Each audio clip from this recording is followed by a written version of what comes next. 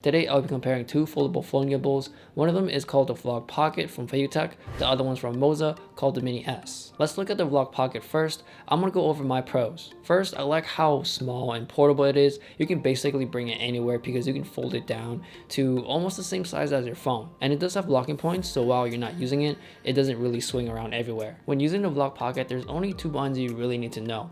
The first one is a front button where you double tap to change orientation, and the second one is the back trigger button to reset and use follow mode. So the gimbal is really friendly and easy to use. Now going over the cons.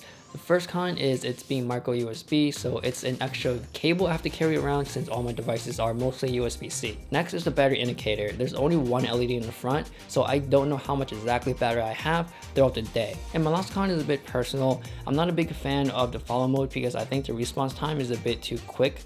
I like to get more smoother cinematic shots, but if you're a person that just want to capture the moment and just vlog around, then it should be perfectly fine. So next up is all of my pros on the Moza Mini S. Now this gimbal is more of a regular size phone gimbal, so the fact that it can fold really helps in putting it into smaller bags or purses. Follow mode in this gimbal is really smooth, so the tilts and pans, it's a nice cinematic movement, so it is easier to get cinematic shots. It does have Inception Mode, which is a mode that you don't get in Vlog Pocket. The Moza Mini S does have a battery indicator that let me know roughly how much it has throughout my day. And this is a no-brainer for a pro, it has USB-C. Since this gimbal is much bigger than the Vlog Pocket, while using this gimbal, it's so much more comfortable to hold and operate. Now for my cons for the Moza Mini S, the first one is being able to specifically fold back. When you're folding it back, it has to be specific.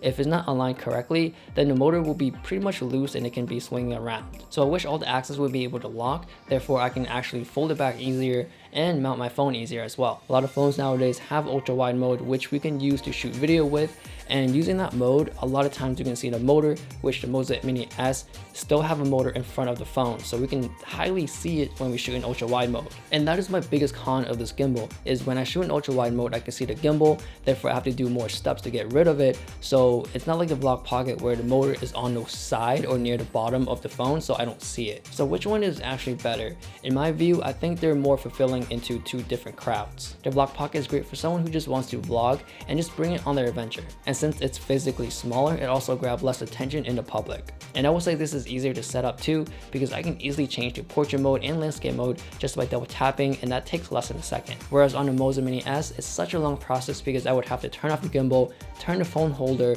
and then if I want to change back, I have to do the exact same thing, so there's a lot of process going on. So if you're planning to vlog and then add on some Instagram and Snapchat content, definitely the Vlog Pocket makes it much easier to do this. And the Moza Mini S does have a lot more buttons, so if you just want to take out your phone and phone gimbal just to record something, the Vlog Pocket is so much easier because you just turn it on, record, and that's it. So the vlogger or the beginner may not want the Mini S, even though it does capture a bit more smoother shots, there's a lot more effort into learning what all these buttons would do. So to them, that might not matter as much as just capturing the moment. So for the ones who's into the mobile filmmaking, definitely the Moza S is something you should take a look at because it does have more buttons, and you would probably take more effort into learning what each command would do so they can do specific things to your shot. And most likely you may want those extra buttons just because it would get to your specific command much faster. And for the price, it could be a big factor as well. The Moza Mini S costs $80 and the Vlog Pocket costs about $100. And what you get in the box is about the same thing. You do get a soft pouch, a mini tripod, and a cable to charge. So in the end, if I'm planning to do a cinematic video,